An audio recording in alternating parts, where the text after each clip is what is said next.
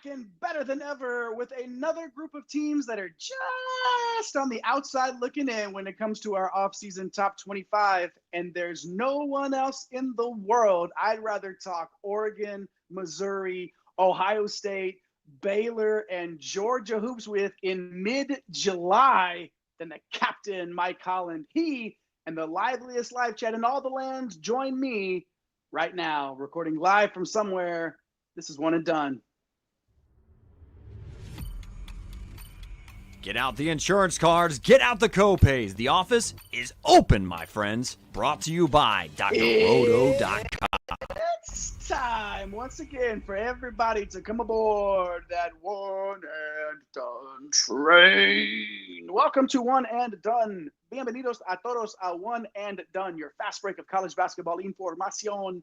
And we're powered by the Galaxy's greatest website, and that's drroto.com. I am your sometimes humble host. My name is Jay Heinrich, and I happen to be the conductor of the aforementioned One and Done train. Follow me on X at Dr. William Cannon, but do yourself a favor and follow this man first. Around these parts, he's known as El Capitan. He's the captain of the One and Done ship. He does the ship, I do the train. Follow him on X at MC Holland34. The OG Money Mike, Mr. Mike Holland. Mike, what it do? What it do, my man? Hey, yeah, it's mid-July, but we're still talking college hoops, man. So what a time to be alive here. And, yeah, we've got 5 really interesting teams that we're going to talk about. You know, if we hadn't mentioned it, right, our top 25, it's always perfect. So we just wanted to give a chance to talk about some of the other teams that didn't quite make it in, because we know that it's going to go exactly as planned whenever the season rolls on through. So, yeah, excited to be here, man, and let's jump on it. Yeah, of course. One and done. We never make any mistakes here on this show. Ever, ever, ever. No, that's not true. But, you know, we have a lot of fun while we're doing it anyway. And we are talking college hoops year round. So if you're joining us here in mid-July, we appreciate you hanging out with us, just like Riley, who has already gotten into the live chat. What's up, Riley? Good to see you in there. And then one of the OGs, speaking of OGs, one of the OGs of our live chat, our guy Cam, a.k.a. CT Huggin, a.k.a. C-Thuggin. Hop in there with Riley and Cam into that old live chat. We'd love to hear from you. Shout us out. Shout out your team. Shout out if you think that these teams that we have on the outside of our top 25 should be in the top 25. Let us know what you think by hopping in the live chat. And if you're watching later, make sure you hop in the comment section. Let us know what you think as well. But not before you hit that subscribe button. And follow us at One and Done CBB on all the socials, at One and Done CBB on all the socials.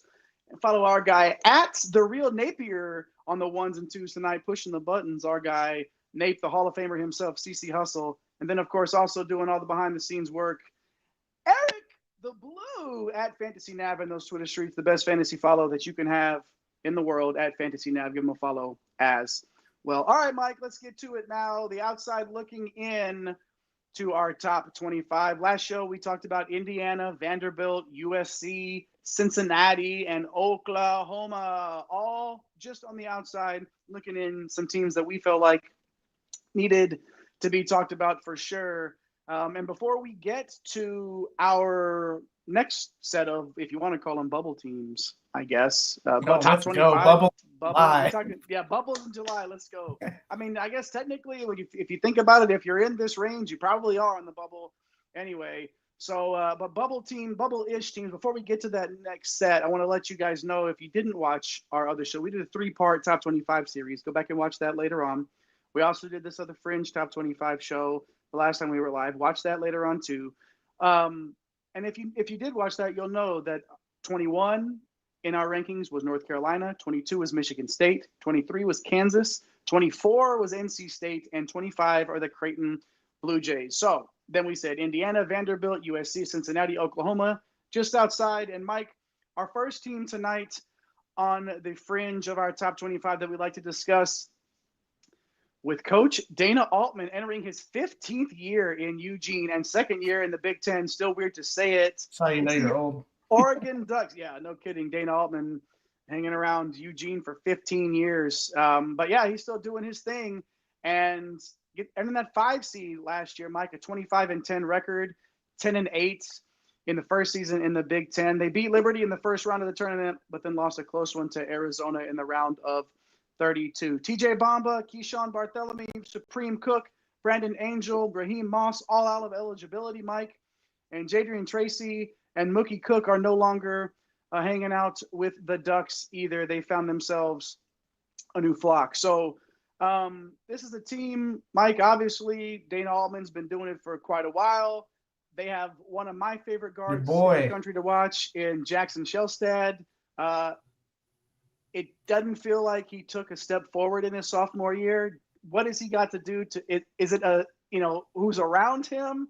Is he going to have a better supporting cast this year, or is Jackson Shelstad just going to have to take that next step on his own? And what do you think about this team that Coach Altman has assembled? Yeah, man. So obviously Jackson Shelstad, a huge part of this team. I can't believe he's just a junior, like going into his junior. It feels like we've been talking about him for forever. So, just okay last year, averaged 14 points or so. Did shoot, 37% from three, but the playmaking wasn't quite there. Less than 3 assists a game. I know he's more of a score-first guy, but really to develop his game, you want to see him be more of a creator, especially when you look at some of the guys that he's going to be around. So he's obviously returning. They also have Nate Biddle, who is going to be like 40 years old. Yeah, he's returning, and he is a really good big man. Battled the injuries early in his career. Finally had a injury-free season. Was really good for them last year. Kwame Evans, one of my breakout candidates. I'm sure everyone else will have a breakout candidate of Kwame Evans on their list. But he played really well in his freshman year. Jamari Phillips, also a guard, is back. And then the portal. The portal was really interesting for them because they're bringing in some names that have upside, but we're not quite sure how this is all going to work. So Sean Stewart coming in from Ohio State. We know him as, he's either going to get you like a cheap double-double, play solid defense, or he's going to be on the bench with 2 fouls in the first 3 minutes of the game. I know Ohio State fans know about that. So Sean Stewart coming over, a former, prized recruit. TK Simpson, the guard from Elon, is transferring him. He was a high-level mid-major player. Devin Pryor, someone that we're familiar with, a forward from Texas. Didn't play very much, but he flashed at times when he got some run. Miles Stewart comes in from Howard. He's a forward. And then Des Lindsey, the number 12 JUCO-ranked player. Also, J.J. Frakes, a guard, coming in from the high school ranks. So when you kind of get past, you love the combination of Shelstad and Biddle. I think that's a really, really good 1-2 punch. Now, projected starters, I'm probably looking at Simpkins, Pryor, Evans there at the 4, who has a high upside. So Torvik has them 26, so just outside their top 25. They really like them defensively, 19th in defensive efficiency. I don't know, because Nate Biddle can kind of be a cone, and Shelstad's not the biggest guard. So I don't know that would be like their absolute ceiling. I think they're probably going to be more in the 30s or 40s. And offensively, I think they have a chance to be a little bit better just when you look at their front court. Evans and Biddle, I mean, those are 2 really, really good front court players. And then, Jonathan Shelstad just needs to be a table setter. And I don't know, Jay, we talk about, it's like a broken record, right? Like, what are these guys going to do that are coming in? Like, TK Simpson's a great player, but he's coming in from Elon. How does he adjust to the Big Ten? Des Lindsey, how does he adjust from the JUCO ranks? So those are Devin Pryor. Like, if he's going to start, how is he going to adjust to 25-plus minutes? Like, yes, could it happen? Absolutely. I think that obviously they are the X factor for this team, because you kind of know what you're going to get out of Shelstad and Biddle, and then Evans obviously with that high upside as well. So, Jay, I just think this is an interesting team that has got a little bit of upside, but some definitely downside to them. The downside to what you just said is what you're going to get out of Jackson Shelstad. And unfortunately, I think for Oregon, if we already know what we're going to get out of Jackson Shelstad, this is not a tournament team. Yeah. Like, I feel like he's got to take that next step in his game for Oregon to have that same sort of success. He's got to make it easier on these other guys. Less than 3 assists per game is not going to cut it for him this year. It's just not. And I've been waiting for that next step to be taken as a distributor. He likes to shoot the ball. I get it. And sometimes those threes shoot Oregon out of a game when he's not hitting. So maybe being able to find that next gear as a facilitator, or maybe that's just his mindset. We shall see. I like what Riley's saying here, man. Needs one of their wing. Yeah, we got to have. I mean, because if you're going to have Shellstad and then a really nice 4-5 combinations of Evans and Biddle, like one of Simpkins or Pryor has to. Simpkins either needs to translate 80% of his production, 75 to 80% of his production, or Pryor needs to realize his ceiling. And obviously some of these other guys like Stewart and Lindsey. So yeah, good comment, Riley. Keep it coming, Riley. And Cam, who's saying he needs college football and basketball back in his life. He's on best ball draft number. Is that one? I thought it said 17 at first, my friend. That says 117. I had to back up from the screen a little bit so I could. Yes, my friend. We're glad that we can fill some time for you, man. Thanks for joining us. We always are happy to see you in the live chat, Riley, as well. Why don't you join them if you're hanging out with us? We see plenty of you hanging out in the lobby, just chilling. Especially if you're watching on X, that's cool. We appreciate that.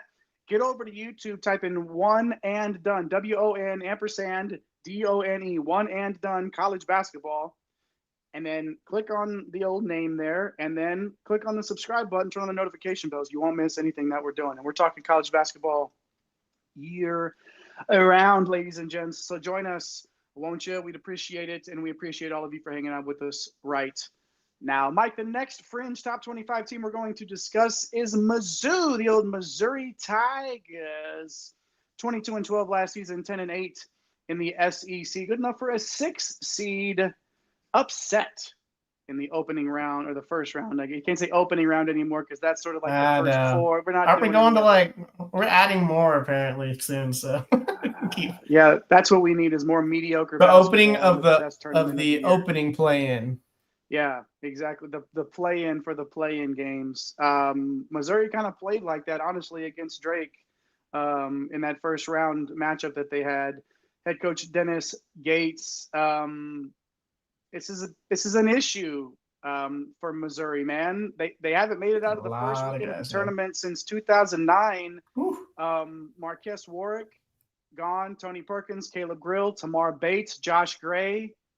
All out the door, don't have any more eligibility left. Aiden Shaw is now suiting up for Boston College. Marcus Allen is now a Hurricane down in Miami. I mean,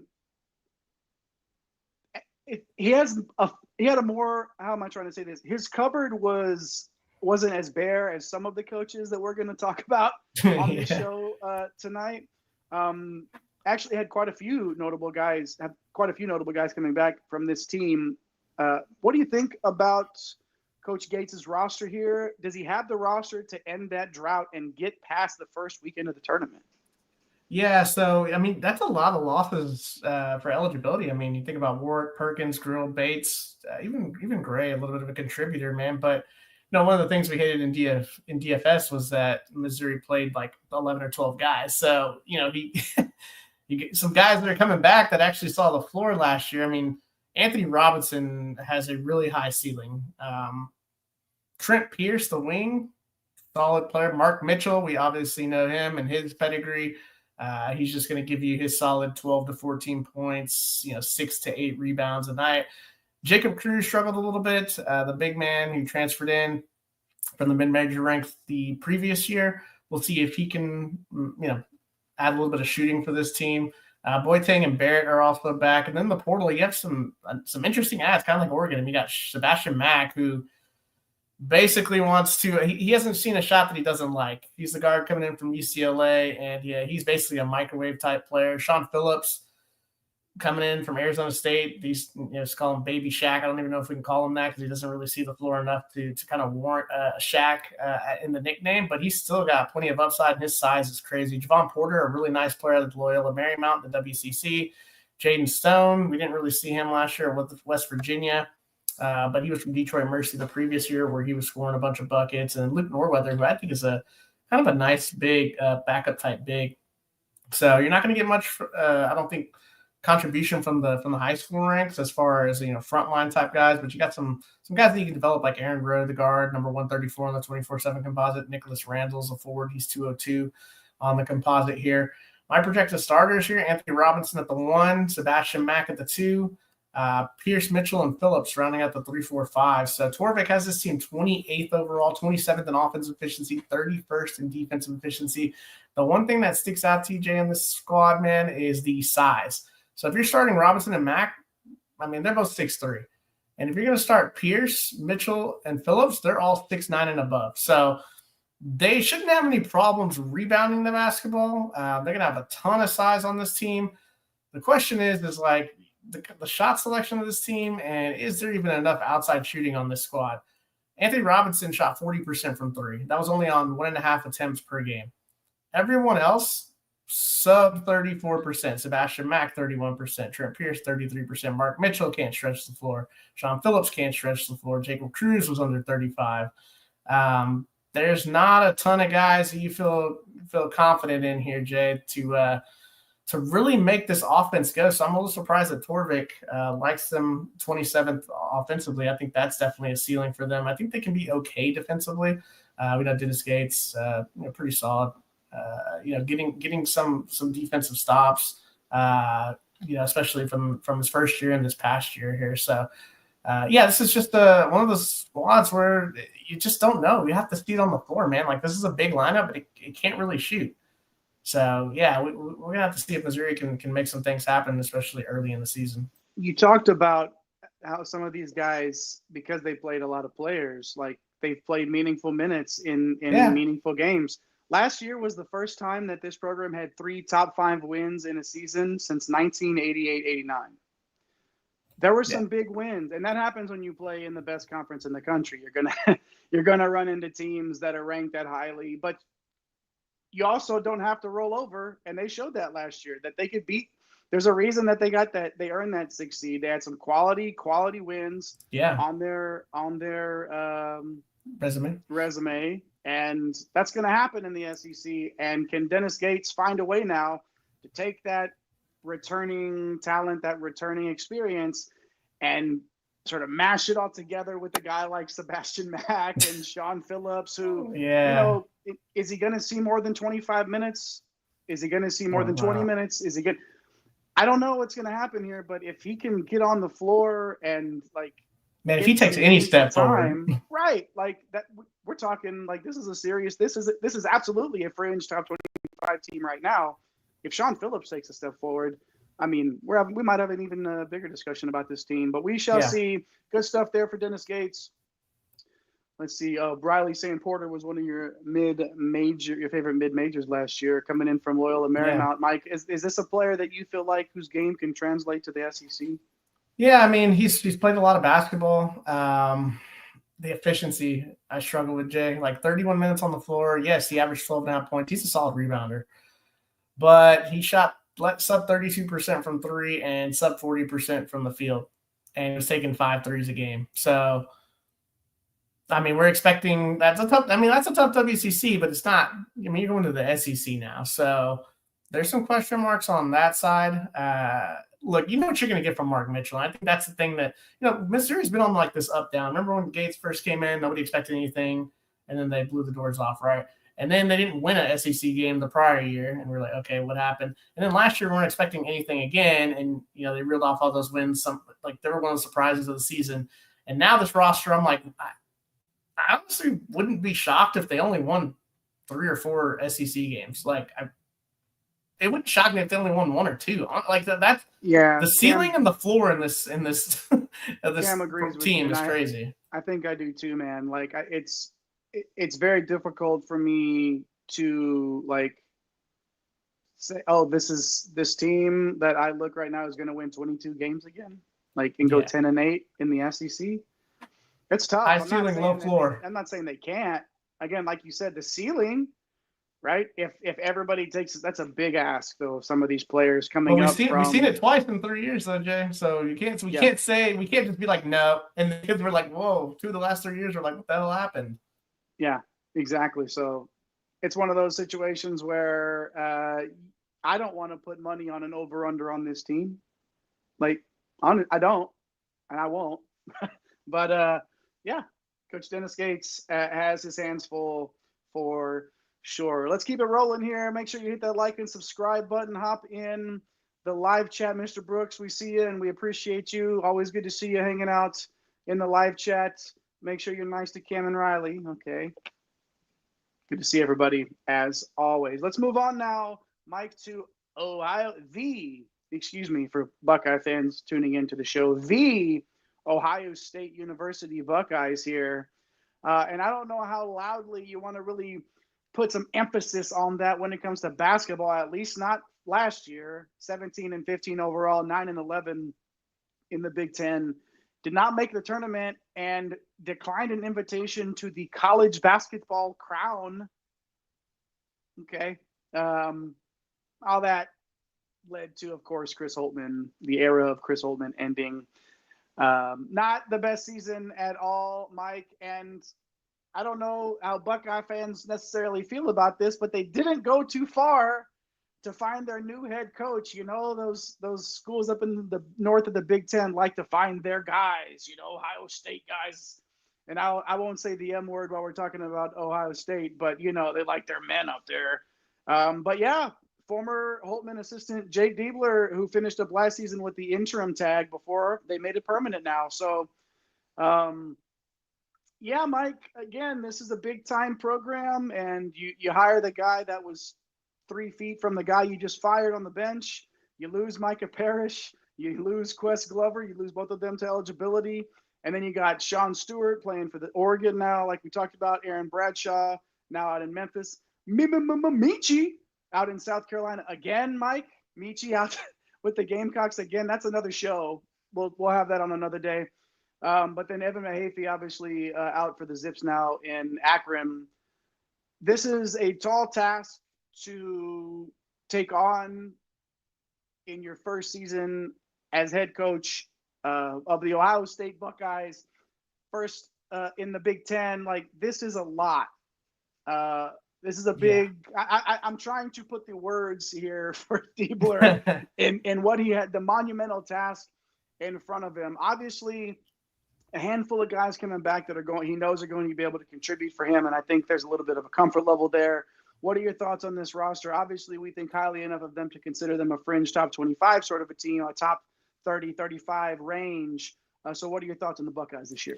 Yeah, I mean, the nice thing is that you're getting Bruce Thornton back, who is going to be one of the premier guards in the Big Ten. You know, he's just been doing it since his freshman year. John Mobley going to be back there in that backcourt with him as well, and I think he's got a ton of upside. We saw, you know, he can score the ball from anywhere on the floor, has a lot of range. But problem is that's a smaller backcourt. You have Devin Royal, who, you know, what is his position? Like, I guess you can play him as a small forward. He's more comfortable as a four-man at the college level. But, you know, we'll see. With those three guys back, I mean, those were three guys that started last year for them. So, I mean, that's obviously going to help with the continuity there. You know, Tyson Chapman, the guard's back. Colin White, the wing. And then these additions, Jay, we got to talk about these, man. So you go out in the portal. It starts off, and you're getting Brandon Noel from Wright State, who, I mean, quality player in the Horizon League, 19 points, 8 boards, shot 36% from 3. Like, you like that. Is it going to transition? Defensively, how is he going to hold up? Christoph Tilley, really good big man out of Santa Clara. I do like his addition. You know, he's someone that, you know, on a per minute basis is a really solid player. I do obviously like that he was, you know, in the WCC for one of the better teams in the WCC. So I definitely like him as an ad. And then Ojonwa coming off the injury, the big man from Baylor. We saw Baylor kind of fall apart last year when Norchad had to move back to the 5 spot. But he's a presence. Really, he was coming along, man. Both ends of the floor, especially defensively. Gabe Cupps, as State Guys is mentioning here, is coming over from Indiana, who can basically bring the ball over half court and kind of start your offense. We'll see if he can progress from that. And then we have an international addition here, Anjan Stankovic from Serbia. He's a forward. Amari Bynum comes in as a top 50 player from high school. So you know what you're going to get. I think they're going to go with Thornton, Mobley, and Royal 1 to 3. And I think you're looking at Noel and Tilley at the 4-5. I'm shocked. Like, this is one of the biggest shockers that I've seen in the analytics department. Torvik having the 20th was a shock to me. Torvik having them third offensively, third in offensive efficiency. My problem is the defense, Jay. 46. That seems like the absolute ceiling with a small backcourt with Noel, like John Noel coming in. Yeah, like, look, here's the thing. They're going to be able to shoot the lights out. they got some guys that can shoot. They got a facilitator. They've got a leader. So I think that's where a lot of that's stemming from. But I got questions about Tilly, Noel in the Big Ten, Ajonwa off the injury, their bench, like depth-wise. It doesn't it shouldn't strike fear in anybody. So we'll see if maybe a Chapman, a White can kind of take the next step forward, or if the Stankovic kid from Serbia can, really help them out in that area depth-wise. So Riley's saying Cupps was a weird ad. He's just kind of, I guess if you have a Bruce Thornton who's going to play 36 minutes a game, like kind of a, somebody that can facilitate the offense when he comes out, give it to Mobley and Royal. But I'm a little shocked, Jay. I don't really know that this is a ceiling team of anywhere near top 5 offensively. I mean, they were top 5 religiously under Holtman, but this is a big ask. This is a big ask of this front court for sure. Yeah, and that's sort of what I was trying to put into words as we were getting into this team. Like it's just a big ask of a lot of these guys and a first-year coach to get to this 50th offense defensively. Probably feels like that's not going to get it done. and when you talk about the guys that are going to have to do it, and you're asking guys to do it that haven't done it at this level, night in and night out in the Big Ten, like it's a lot. And I mean, 46th, 50th, whatever you want to call it, they're going to have to meet the ceiling that Torvik has them projected at. Otherwise, this could be a really long year. Like I'm thinking Noel guarding like Jackson Kohler, or like, who did we just talk about a second ago? Just all the, like Yaxel Lindeborg at the 4, Tucker DeVries, if he's playing the 4, Biddle. Yeah. This isn't Horizon. He's gonna TKR and Oscar Clough, like the Avicic brothers. Yeah. I don't know.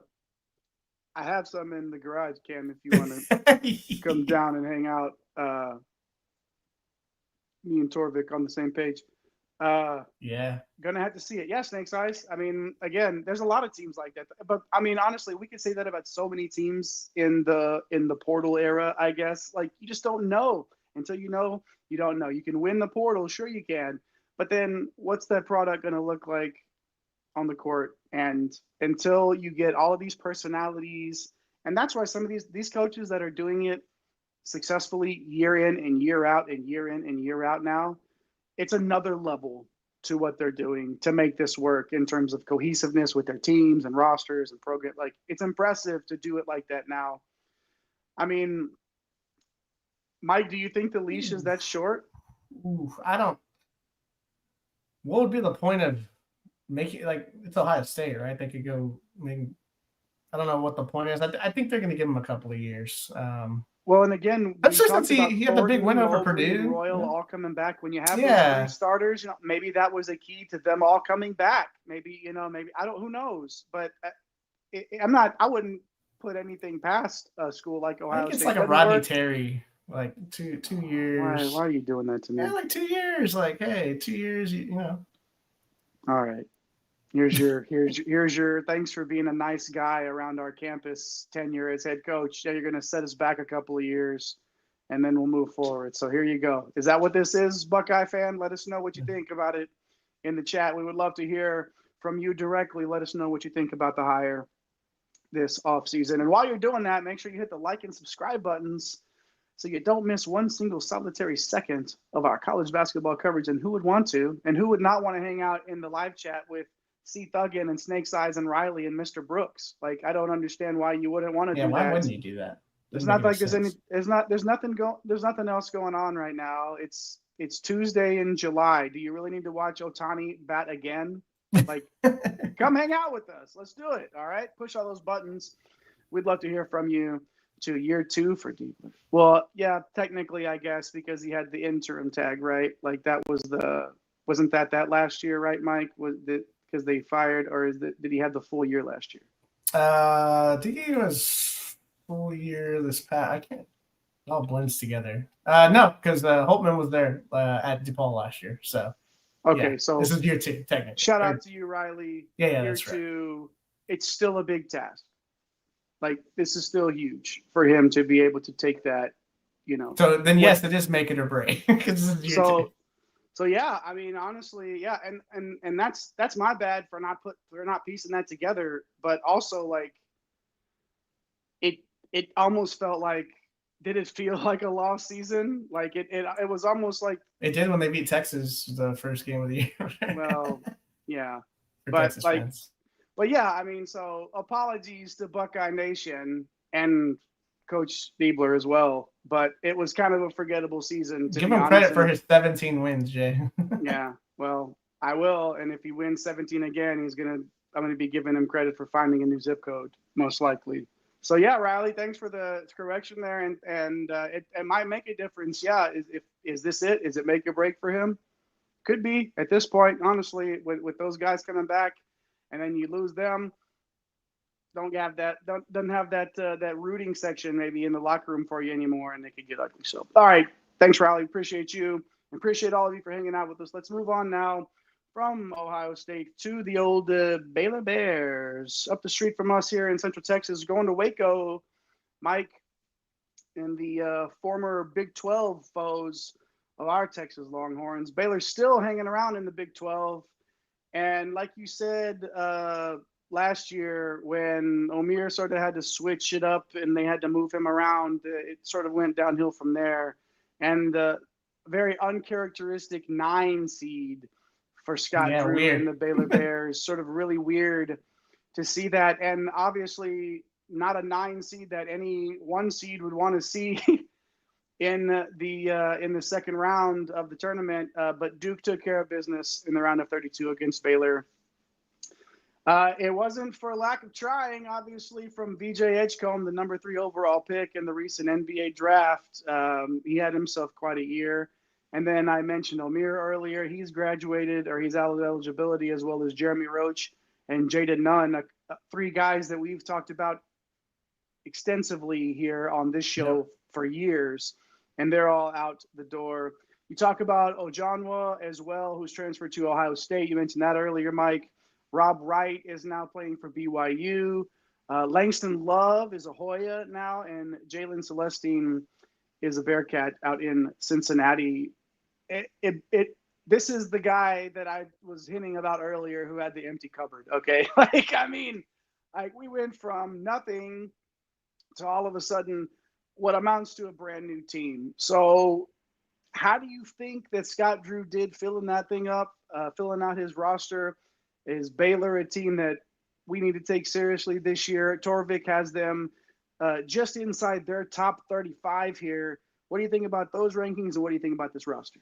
Man, Jay, it's one thing that you always say, like, you got to give the bump because, Scott Drew's their coach. But, okay, so he won the championship as the 1 seed in 2021, the 1 seed again in 2022, a 3 seed in 23, a 3 seed in 24, and then last year a 9 seed. His wins 28, 27, 23, 24, 20. Are we going the wrong way here? Like, no notable returners for me on this squad. So that obviously is a bit of a concern, but obviously did some work in the high school ranks, international ranks, portal ranks to get this roster to where it would be a top 35 team on Torvik, a top 30-ish to 35 team for us. 32nd in offensive efficiency is the projection from Torvik, 39th in defensive efficiency. Obi Ogbem, he's going to have to be good for them. I think he's going to be the starting point guard. He's the guard coming in from Wyoming. Dan Skillings from DFS Lore, the wing from Cincinnati, projecting him to start as well. Micah Ratai, the Oregon State forward, who's really versatile. I really like his game. We're going to kind of see how he transitions to the Big 12, projecting him to start. Juslin Bodo, love the name. We remember him from High Point, those teams that they had the last couple of years. I think he's going to be the starting center for this team.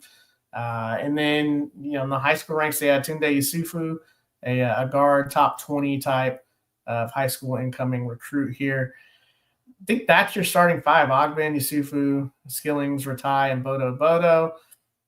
The depth here: J.J. White, a guard from Omaha. They had a nice season, but we saw what happened when they played St. John's. Cameron Carr, I think he's got a lot of upside. The guard from Tennessee, we'll see if he can take a step forward. Caden Powell, okay player out of Rice, transferring in. Isaac Williams, a guard from Texas A&M Corpus Christi. You've got some international guys like Mayo Soyoyo, Michael Perez from Italy.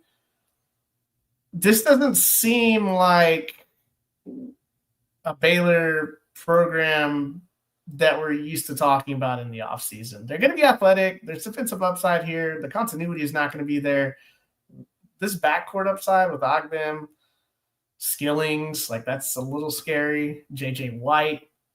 There's a lot of question marks here, Jay, and I think Torvik's bumping them, man, honestly, because of the Scott Drew factor. Like, this isn't all the teams I feel like that we're talking about tonight, more so than the show from the other night, with the with the Vanderbilts. We talked about Vanderbilt, like we might be too low. We talked about USC. If they all put it together, it could be a really good year. Oklahoma, right? Like these teams, those are high ceiling type teams with probably better floors than the five teams that we're talking about tonight. It feels like the teams that we're talking about tonight are really high ceiling, really low floor.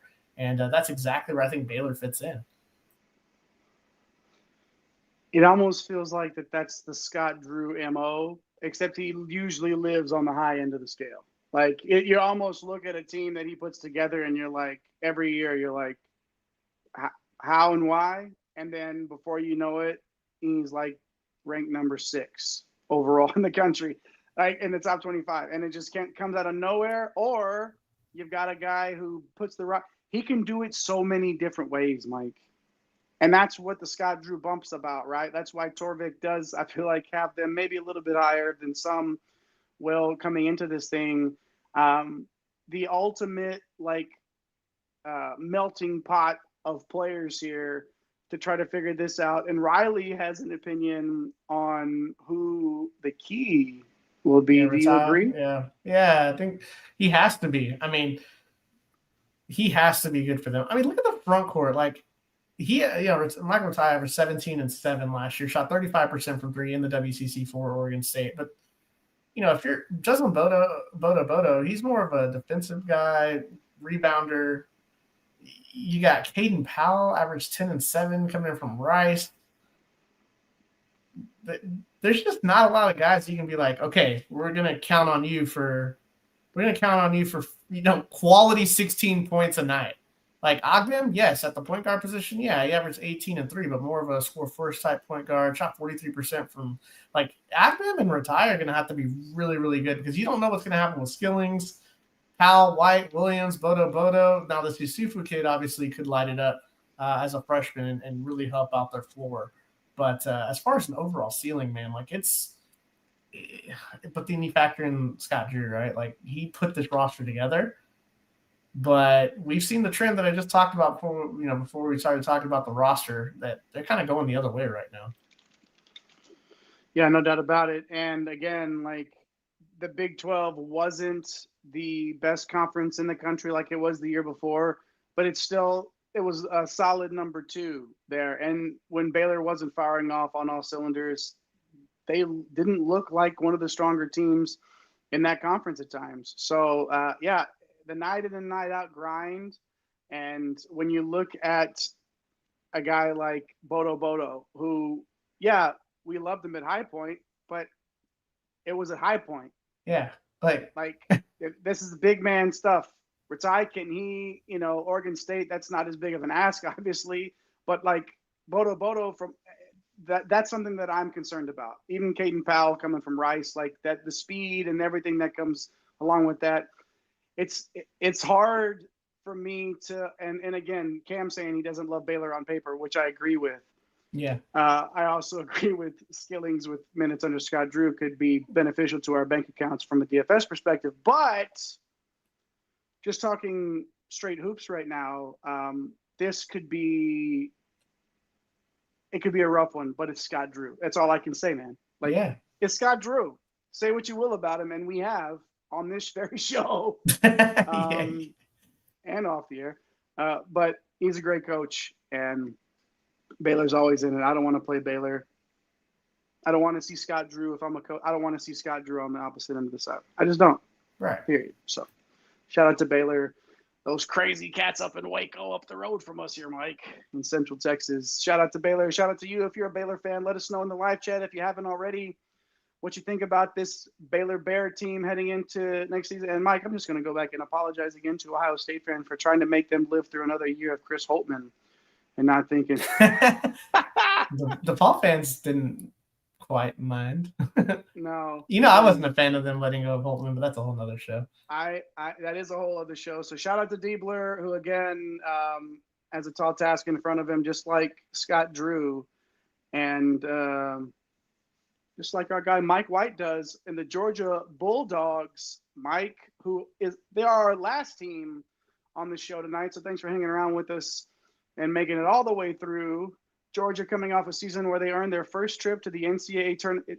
I was looking this stuff up before the show, Mike, and I know Georgia. We know Georgia's a football school. It is what it is.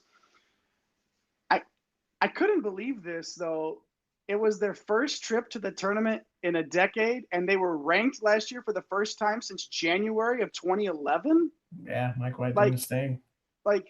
No doubt Mike White is doing his thing. 20-13 last year overall, 8-10 in the SEC in the toughest conference in all the land. Good enough to earn him an 8 seed, losing to the Zags, 89 9 to 68. Yeah, the 9 seed Gonzaga. Yeah. Okay. Remember they're top 10 or top 10 Ken Palm? Yeah, let's just throw them on the 9 line. Why not? Well, Georgia met the Wrath in round 1 and lost them for sure. But like we said, Mike White doing his thing. And when you have a guy like Asa Newell carrying the load like he did last year, that definitely helps. But we just saw him get picked in the first round of the NBA draft, so he'll no longer be around. Dakota Lefieu and Tyron Lawrence, both out of eligibility.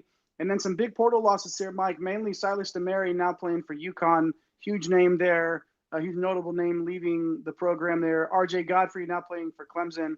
And Deshane Montgomery, a Dayton Flyer as we speak. I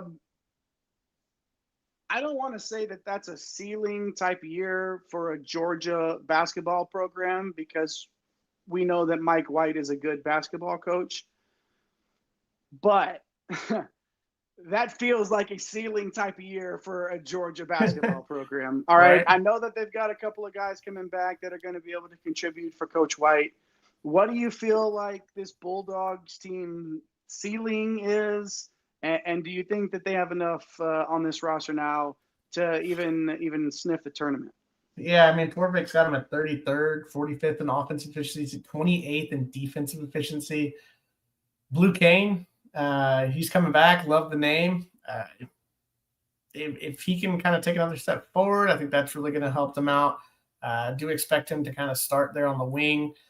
Santo Cyril, the forward, he looked pretty good in limited minutes last year. Dylan James, solid forward for them. He's coming back, but then really it's a bunch of new faces here. I mean, you got Jordan Ross, a late pickup in the portal, the guard from St. Mary's, Jeremiah Wilkinson, the guard of Cal, Cannon Catchings of Purdue lore, and then obviously BYU last year. He's coming through. Marcus Millender, a guard out of UTSA.